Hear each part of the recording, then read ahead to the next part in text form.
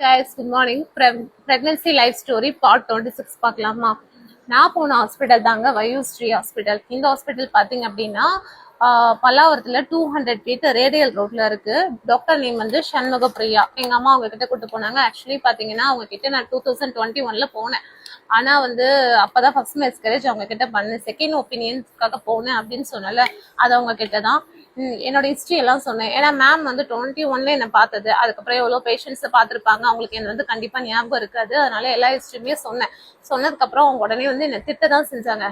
இவன் இவ்வளவு இஷ்யூஸ் இருக்கு, உனக்கு இவ்வளவு மிஸ்கரேஜ் ஆயிருக்கு, நீ ஏன் வந்து சீக்கிரமா வரல, இவ்வளவு டேஸ் கழிச்சு வந்திருக்கீங்க அப்படின்ற மாதிரி சொன்னாங்க. நான் சொன்னேன் நான் செக் பண்ணதே 40 டேஸ்ல தான் அப்படின்ட்டு. சரி ஓகே அப்பவே வர வேண்டியது என்ன அப்படின்ற மாதிரி சொன்னாங்க. இவ்வளவு லேட்டா வந்துட்டீங்க அப்படின்ற மாதிரி சொன்னாங்க. அதுவே எங்களுக்கு கொஞ்சம் பயமாயிடுச்சு. அப்புறம் எங்க அம்மா வர என்ன பண்ணாங்க, கையெடுத்து கும்பிடாத குறையா ப்ளீஸ் எப்படியாவது இந்த குழந்தைய காப்பாத்திடுங்க அப்படின்ற மாதிரி சொன்னாங்க. சரி வெயிட் பண்ணுங்க, செக் பண்ணிட்டு சொல்றேன் அப்படின்னு சொன்னாங்க. செக் பண்ணாங்க.